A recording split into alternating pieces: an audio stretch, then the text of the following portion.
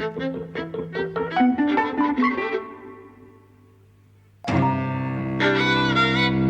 and welcome to Eavesdropping at the Movies. I'm Mike. And I'm Jose. And we're talking about A Quiet Place Part 2. Yes. Today. Not A Quiet Place 2. A Quiet Place Part 2. It's one of the many, it's an expanding series. Well, we had... It's a whole universe, mate. Yeah, well, we discussed on the first podcast, the first one we loved.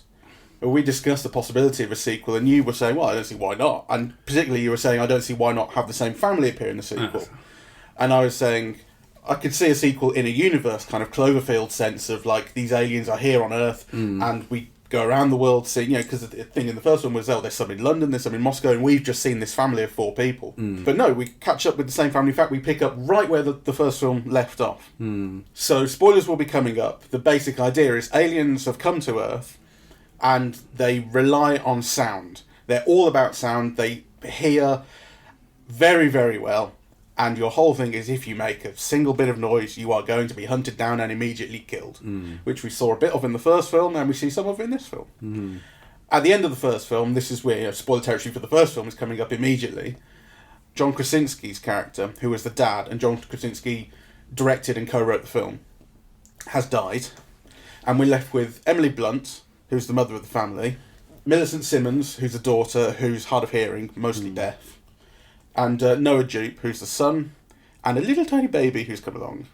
We pick up with them the moment after they've just found out at the end of the first film how to fight the monsters, which is to use Millicent Simmons' hearing aid to make a very, very high-pitched noise that freaks them out and gives you the chance to shoot them in the head. Yes. And the son has grown into almost a teenager. So this is meant to happen the next day, but really, like, he's shot up.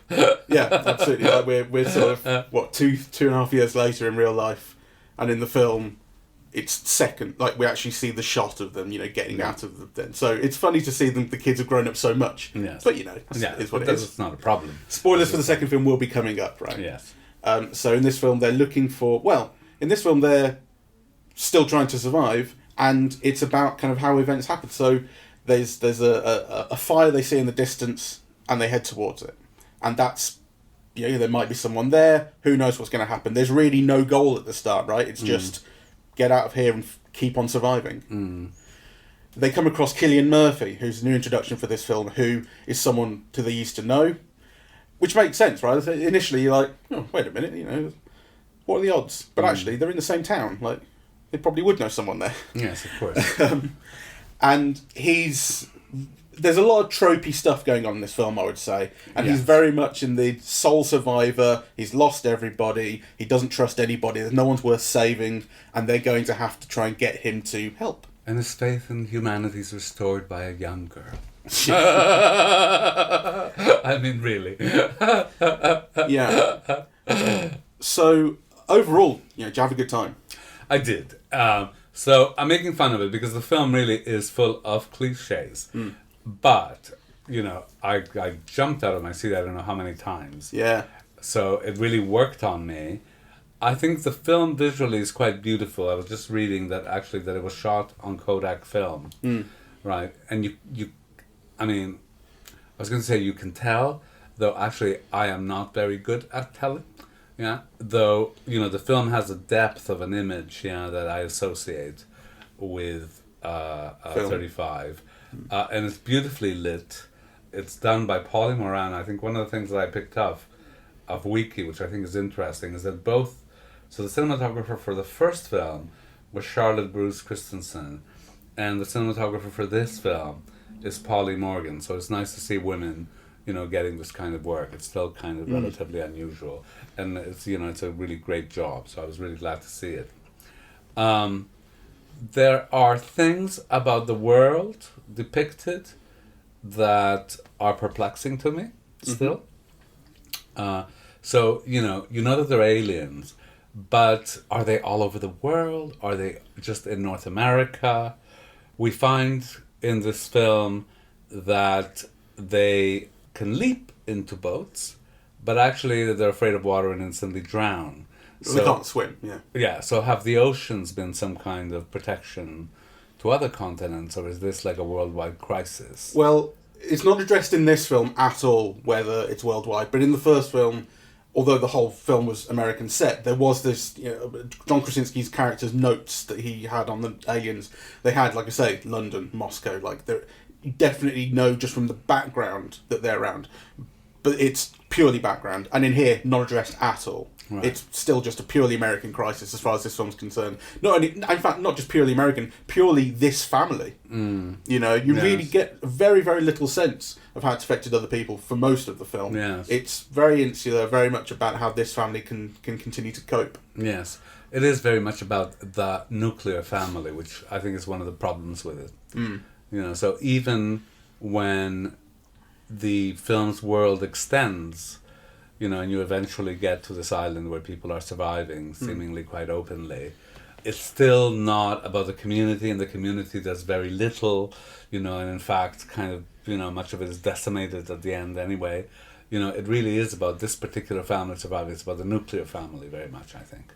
Which is a very warped view of the world. Yeah, I mean, we were remarking just before we started the podcast on the film's whiteness and general kind of conservatism, and it doesn't come across as like an ideological project. It just comes across as something that has not been questioned at any point. Yeah. That this, like you were saying, there's no idea in this film that there are other ways to live. Yes, really. I mean, so you were saying earlier, and I think it's very relevant to this, that Richard Brody had criticized the first film, saying, I forget what you said it said, but, that... Well, let me get back to it. Let me just give you the quote. Here we are. So it's a paragraph from Wikipedia on the film's themes and so on. Richard Brody, writing for The New Yorker, criticised A Quiet Place for what he perceived to be the inclusion of conservative and pro-gun themes in the film. He described it as, quote, the antithesis of Get Out, and, quote, both apparently unconscious and conspicuously regressive, and he opined that it, quote, brings to the fore the idealistic elements of gun culture while dramatising the tragic implications that inevitably shadow that idealism. Yes, and then ostensibly John Krasinski said, "Oh well, I didn't intend any of that. I didn't say any of that. The implication being that it's not there." And you mentioned how Jordan Peele had done a similar thing with Get Out. And of course, the thing is that just because you don't, a filmmaker doesn't intentionally put there, or an artist doesn't intentionally put something there, doesn't mean that it is not there. That they could be unconsciously reproducing, a lot of social conventions that they take as natural, as a natural way of being, right? And of course, you could make the argument that an artist's function is, not only to represent those ways of being, but to critique and challenge and imagine different ways of being. That's what, truly great artists do, right? And there's definitely none of that here.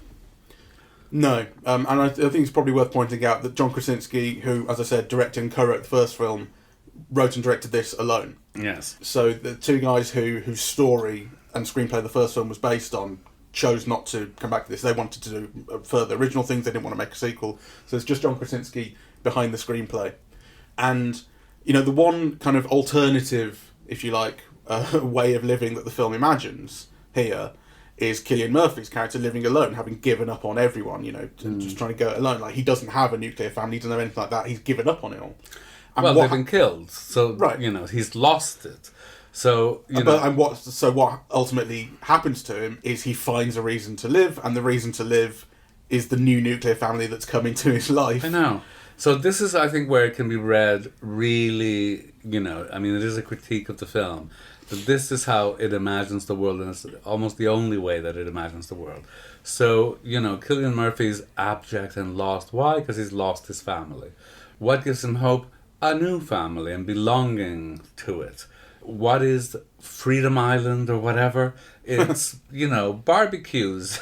Right? Like suburban... Proper Americana. Yeah, suburban life kind of, taking place unchecked with... And not just suburban life, it's all white people except for Djimon Hounsou, who's the guy they meet, and the alien comes in, he gets the alien away with his car, and is killed about 5 minutes after you meet him. Yeah. And it sounds like such a obvious kind of plain criticism, like the one black guy dies. And it's such a trope in the horror movie, the black guy dies. But the black guy does die in this. Yeah. I mean, in fact, the moment he turned up, I thought, why wasn't Cillian Murphy's character black, right? Yes. Or Asian or something? Like, what would be the problem with that? Yes. You know, and it's just, it really speaks of kind of corporate, non-questioning casting. No, but fuck corporate. This is Krasinski's problem. You know, that he can't imagine, you know, an America with like blacks and Latinos and single moms or gay people or whatever. I mean, I think he wrote it and he directed it. So yeah, no, I don't mean to absolve him. I think maybe he like it. Well, I don't know what went into the decision, but I was reading that Brian Tyree Henry was originally cast for Hunsu's role and then didn't take it because there was scheduling. So like the idea you getting one black actor and replaced him with another black actor for this minor role where he'll die immediately. Yeah. When I say corporate, I don't mean like, you know, oh, John Krasinski wanted this, that, and the other, and they came down like a ton of bricks. It's very possible that you go, well, it's like we're talking about a conservative mindset being reproduced unconsciously. Yes. You just don't think to, you know, that's just what you do. You get Cillian Murphy in. But is the Cillian Murphy character not meant to be John Krasinski's brother? Is he his brother? I thought they were... Well, I could be wrong, but you see, that would make a difference. If he's meant to be the brother, then the character is more understandable, you know. But he need not be the brother. I mean... If he was, I missed that. Let me just see if I can find... I thought he was like, just a friend. Well, if he's a friend, then there's no reason why, you know, it was... Yeah, he's just a friend. He's just a friend. Well, then you're right, you know. I mean, they could have cast... Brian Tyree Henry in that role, yeah, and then I'm sure he would have taken it, right? Like, because you know, who wants to play Jamon Hansu's role? Really, 5 minutes, and then you're an alien's lunch. Yeah, I don't want to be too down on the film because I did really enjoy it, and I think it's really functional, good horror thriller stuff. It's less functional than the first film, which I thought was really special. Although part of what made the first one really special was the full audience that did not make a noise after about half an hour. Yeah. Really got into it. And the filmmaking remains. I think it's remains very, very good. The film flows and has rhythm and it understands action set pieces and it understands kind of building tension for wanting to know that. But I do have a problem in that I felt less tension than I did in the first film. In the first film I really felt tension and even fear as to how things would develop and what was going to happen. And this here, is cheaper. Well, here I felt curiosity. You know, I felt curiosity. I was emotionally distant from the film when it was doing the same sort of thing. So it has the same technique of splitting up the characters and then cross-cutting between their various action set pieces. And, you know, as one action set piece, something exciting happens and exciting happen things in another. And so the tension kind of builds across them. That's quite effective and it works. But I felt less involved in it. And I think part of it is that I never felt any sense of danger, actually, than I did in the first film. I didn't expect John Krasinski's character to die in the first film, for instance. And I didn't really know what was going to happen with Emily Blunt giving birth in it. Whereas here, you've got... So, for instance, Millicent Simmons gets on that train. She goes off on her own. She gets on this train and, you know, she makes a bit of a noise. Alien comes in. Is she going to be able to shoot it? And this thing happens where she shoots it, but she doesn't get it. And she's not going to be able to reload the gun in time. She basically gives up and it's like, well, I'm going to hope that it doesn't kill me. And what happens? Cillian Murphy shows up, shoots things from... It's such a trope. You know, shoots it dead and she's saved. I mean... Didn't question that was going to happen, right? I didn't feel like, actually, there's a possibility she might die here, of course. It doesn't trust the audience with information. So, you know, a lot of the biggest scares were really jump scares. Yeah, it was like, you know, something appearing out of nowhere, right? And you going, yeah. Which is like the cheapest kind of scare tactic that you have. You know, and other times it's better. It shows you like something out of focus in the background, yeah.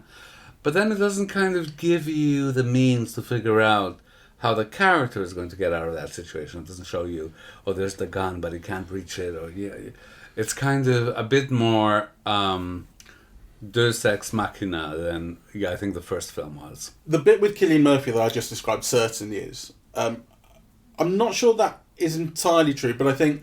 so another one that came to mind was when Cillian Murphy and Millicent Simmons are down at the docks, they're looking for the boat, and they're trapped by a load of bandits. That is, yeah. And, you know, at the moment that they're surrounded by sort of 7 or 8 of these guys, I thought, well, they're going to call in the aliens. You know, they're going to do it deliberately. That's the only way they can get out of the situation is to have the aliens come in and take everyone down. And they did, and it worked. But I felt no surprise because it was the obvious way out of that situation. Yes. You know. So it's not to say that the film didn't jumping out of nowhere. It seemed quite obvious that they would do that. It's just that I felt no surprise that they did. There's a lot of jumping, so it's not like, you remember in the first film, the scene where you see the nail, you see Emily Blunt walk down, there's an equivalent scene here where at the end the young girl goes through the window and then you see all the dangers, as she puts her foot down, right? I kind of prefer that kind of thing because, at least you're aware of what the dangers are, though of course what happens is that the film then surprises you with the last one that you didn't expect, right? Instead of actually allowing you, the audience, to kind of, participate. So you have this menu of possible problems, and then she happens to hit one. Whereas, you're given this menu of possible problems, and then she hits something other completely, right? I mean, I do know what you mean. I would say, actually, though, the equivalent of that nail in the stair in this film would be the towel on the handle. So when they get into that kind of disused factory where Cillian Murphy lives, and they join him, he's got this sort of... It's like a vault, I guess, or it would have been like a burner or something when it was being used. And they can hide inside it, and there's this huge steel door, and you can close it, and it locks. So to prevent it from locking and from making noise, there's this towel put on the locking mechanism so the handle doesn't hit it. And you see that a few times, as you did with the nail in the first film. You saw it a few times of people not stepping on it. And eventually the towel ain't going to be there. Someone's going to get locked in this thing.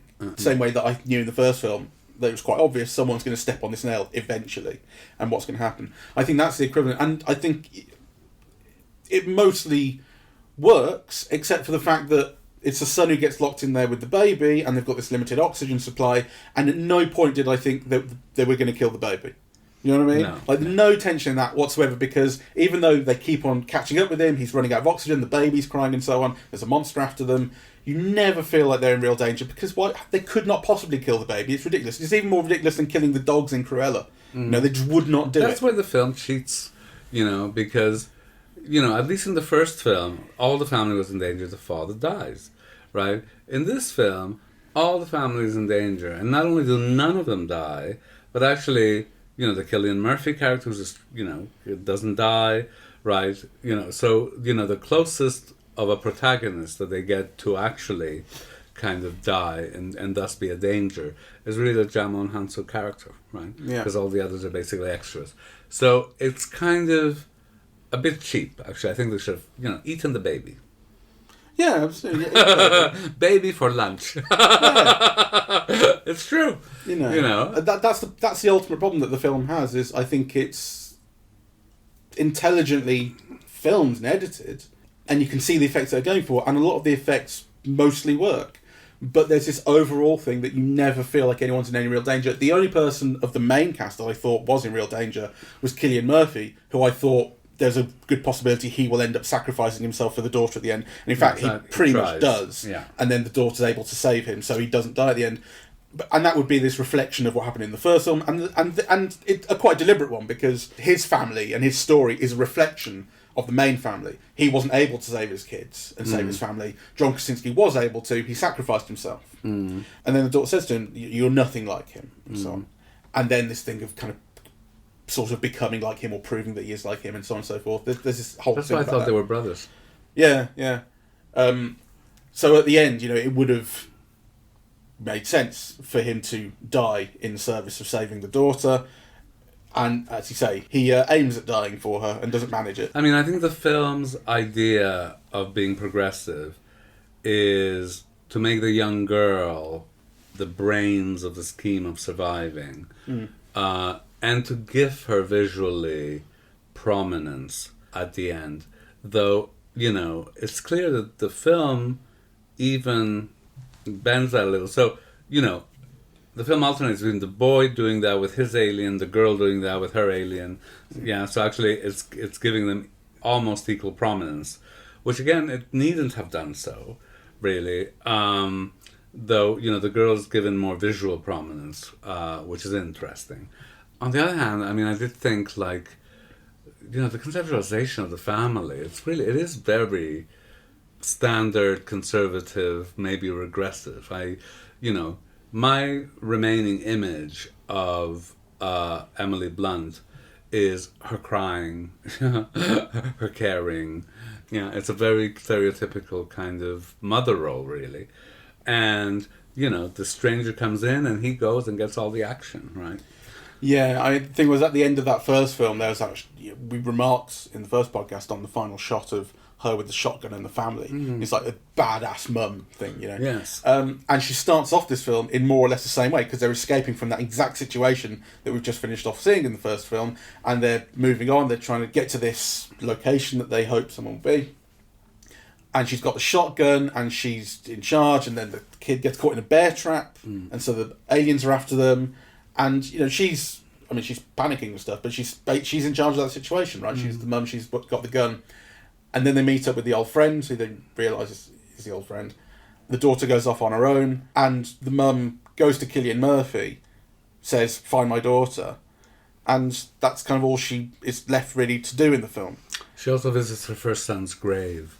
Yes. So again, it's really cliched, and it reminds me also that 2 members of the family died in the first film, and actually that is also partly what made it so scary and and so on. Yeah, that there was really, like you said, something at risk, something at stake in all of these actions, whereas in this film, as it proceeds, you really do think no one is going to die. But maybe we focus too much on what we don't like about the film. Well, I was thinking this when I came out of the film, it's going to be so easy to focus on the flaws, because the film is not a shadow of what the first one was.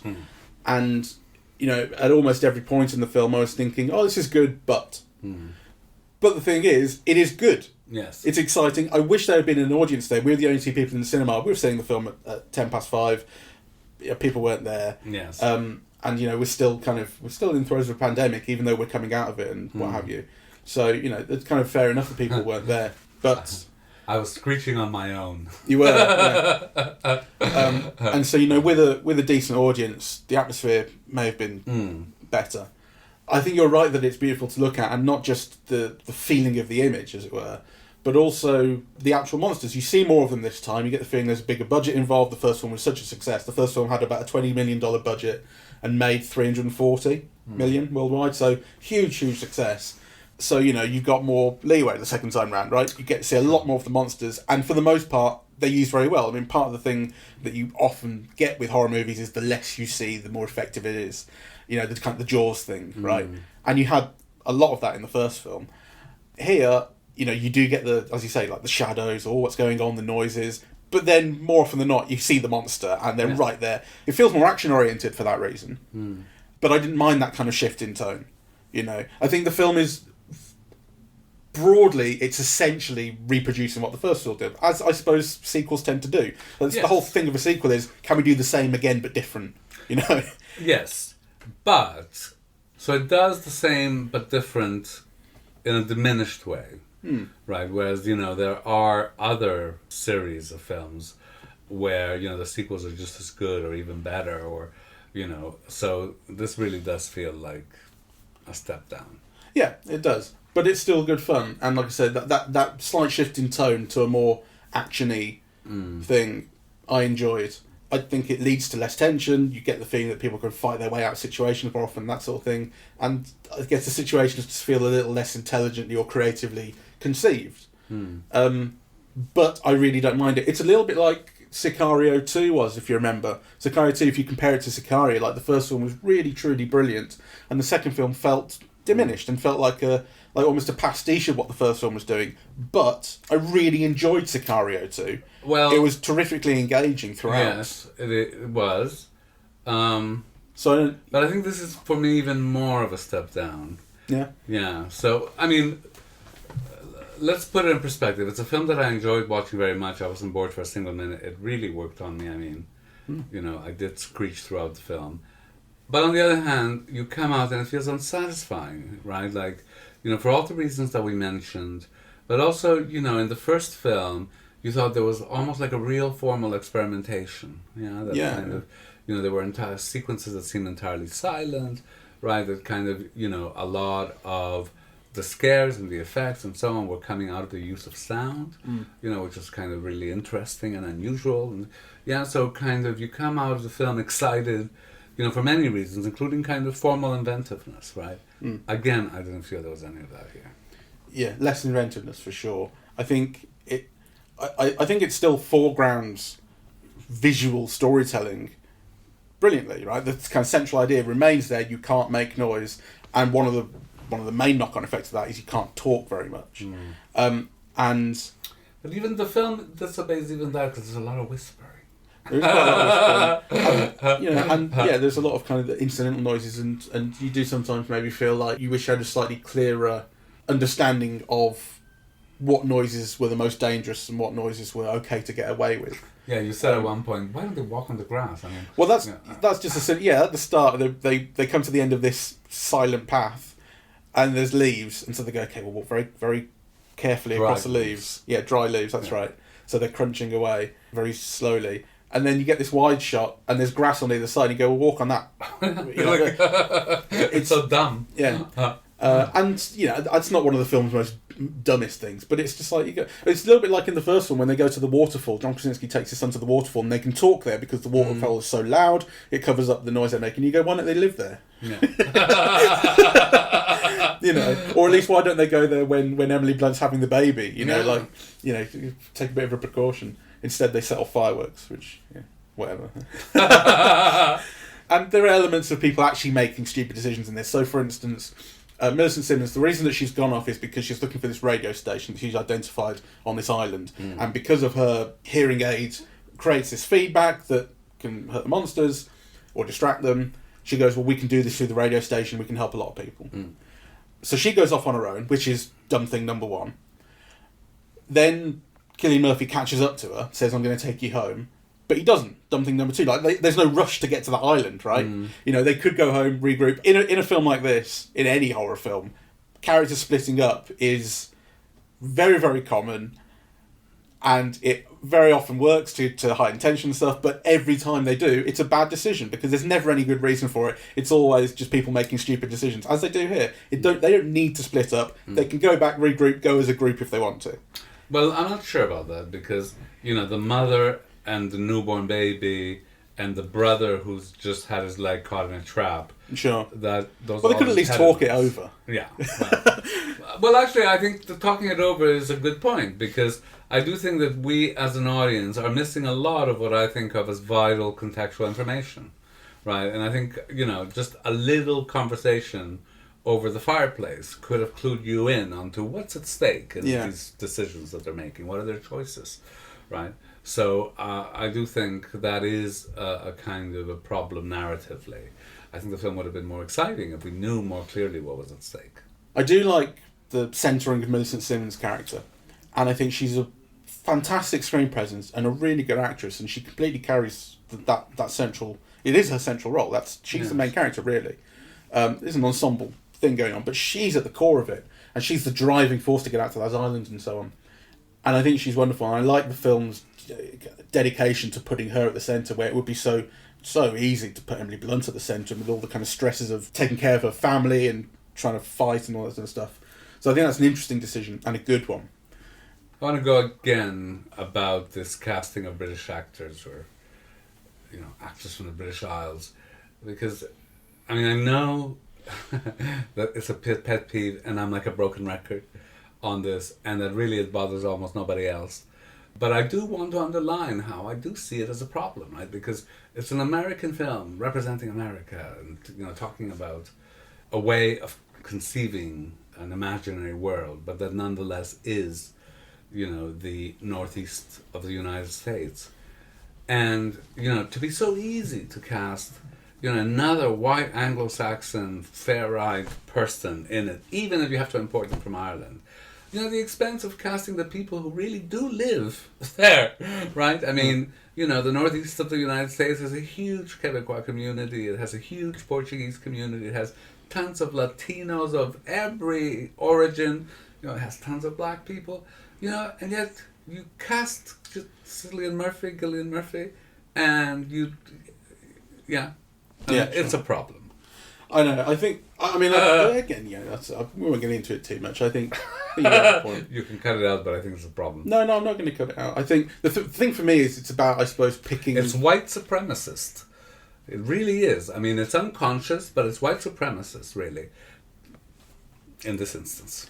I think, I think there's definitely, I mean, the kind of the whiteness in this film we have picked up on, and that's kind of, I think we're right to. I think the thing about casting European English actors in American roles, you do have a point. I think for me, it's more about picking kind of when it's most egregious and most offensive. I don't think it's at its most offensive in this film. It isn't. But it's one additional example. Yeah, you're right. It's just that, kind of, you begin to see like this pattern in which almost America is erased in this vacuum of British actors kind of playing Americans. I think almost all of the most significant films that we've talked about recently, what was the one about the trial of...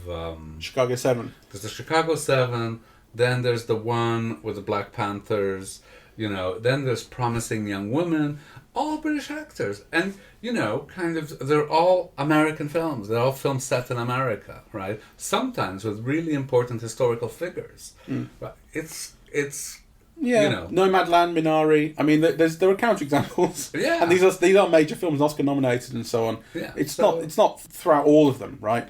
But it's a trend. Yeah, it's a problem.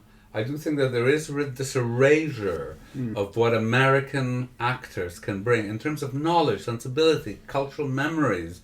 Yeah, what actors absorbed through their life that they can then convey. I think American directors are doing a real disservice to American culture in this type of casting. Can't say too much about Emily Blunt though, because she's his wife. She's John Krasinski's wife, and that's why she's in there. Sure, and I don't want to be like what's the word? Didactic? Essentialist, or didactic, right? Because I mean, it's not an issue for me because this actor or that actor is cast, but when you see it time after time, it becomes a real issue. Interestingly, though, Emma Stone played English in Cruella, which we recently saw, and you had a problem with the accent, and Celia, who's Canadian, had a problem with the accent. I had no problem with the accent. I mean, I thought this is theatrical, right? It's playing up. I thought that was completely... Also, I mean, to say that Emma Stone is playing British, I suppose, but it's an American production. It's an American's idea of a cartoon character of a British origin. I think that type of casting is also very different, than casting a historical character with... That's certainly true. And were the situation to be reversed, I think British actors would be up in arms and British audiences would be up in arms. It happens very rarely the other way around, and whenever it does happen, there are discussions about it. So can you think of an example? Are there Americans playing English in The Crown? Oh, John, who plays Churchill in The Crown? John Lithgow. He went down very well. People liked him. People liked him. The Crown is an American production, isn't it? I think so, yeah. So, which I think is also kind of makes a difference. Is it? So in other words, if it's less egregious if America produces it and produces an English-based story in their own way, and if English people produced American-based stories with English actors, you go, well, it's English people, it's fine, they're doing their own thing. But if it's American casting English in an American story, then you go, why are you doing that? Yeah, so for example, because a lot of Americans conceive of themselves as having a British background, right? So it becomes that is also part of an American heritage, right? Which is not usually the other way around, right? But I think, Gwyneth Paltrow went down very well with her accent. Reese Witherspoon went down very well with her accent. And now I can't think of who didn't go very well. It's funny actually thinking about Reese Witherspoon. Wait, is it Reese Witherspoon? Wait, which accent is that? She played Becky Sharp in Vanity Fair, I think. No, I'm thinking of Bridget Jones. Oh yes, it's not Reese Witherspoon. Yes, I know who you mean though. Oh, I'm gonna have to look. She's got that weird name. Renee Zellweger. That's it. I always get her and Reese Witherspoon confused. Renee Zellweger, because I think her accent was terrific in that film. But I definitely remember at the time in the UK press there was why is an American playing this character? Yeah. It's kind of really big, well-known, successful novel, and why is an American got this role? And I think she ultimately kind of won people over, but certainly before the film came out, there was... I think there were also issues with Meryl Streep playing Mrs. Thatcher. Although that was not the only criticism that film took for its liberties with the truth. I mean... Well, you know... But I mean, what's his name? Airy, was it? Who got blown up in the car, and she was there and ran outside and went, no. What I'm trying to say is, you know, the very fact of casting Meryl Streep and Mrs. Thatcher led to a whole brouhaha here. Whereas Daniel Day-Lewis as Lincoln... No, sure. Lincoln, the greatest president in the world, played by the greatest actor in the world. That was the narrative. yeah. You know? That was the narrative around it. Well, that was the narrative. And also directed by the greatest director in the world. It really had that feeling of, like, this is going to be the most important film of all time. Yes, but the fact, you know, that he's British was not raised at all. No, I think the fact he was British was part of it. I think. I do think America has definitely a view of British actors as better trained. Well, I think it's a real disservice, and I think the reason why is because you have all these bloody rich directors, you know, who go to New York and who come to London and who see the plays, right? And that becomes the field of actors they're familiar with. And they never go to Milwaukee to cast anything, right? And I think it's a real problem because it erases all of those parts of American culture in the casting. You know, it erases what those actors can bring to a role that is uniquely of that culture. What I would say as well, though, is that, you know, all the English actors getting the American roles, they're still basically the Eton set. Like, what we need is British actors from Newcastle and Liverpool getting those American roles. Then we will have real progress. Yeah, right. Anyway, let's leave it. Do you want to add any last thing? Overall evaluation of A Quiet Place Part 2. Very good fun. Worth seeing in the cinema, and it's a good thing the cinema was open for it. And in fact, it was interesting. This was pushed back for ages and ages because we're not going to make it a streaming release and so on. And actually, it ended up being pushed up. It came forward the release date when cinemas were looking at reopening and stuff. And it's been a big hit, which is interesting. Yeah, and it's been successful. And yeah, worth seeing. I liked it. An inferior film to its sequel, but one that you know, I enjoyed watching very much. It really worked on me. And all of these issues and criticisms and so on, you know, that I have now are issues on reflection rather than in that moment when you're watching the film and kind of jumping out of your seat. Yeah, you jumped a lot, and there's something to be said for that. Yeah. Thank you very much for listening. We are eavesdropping at the movies, and we are on Apple Podcasts, Google Podcasts, Spotify, SoundCloud, and YouTube. On social media, we're on Facebook and Twitter, and the website is eavesdroppingatthemovies.com. Thank you for listening. Bye-bye.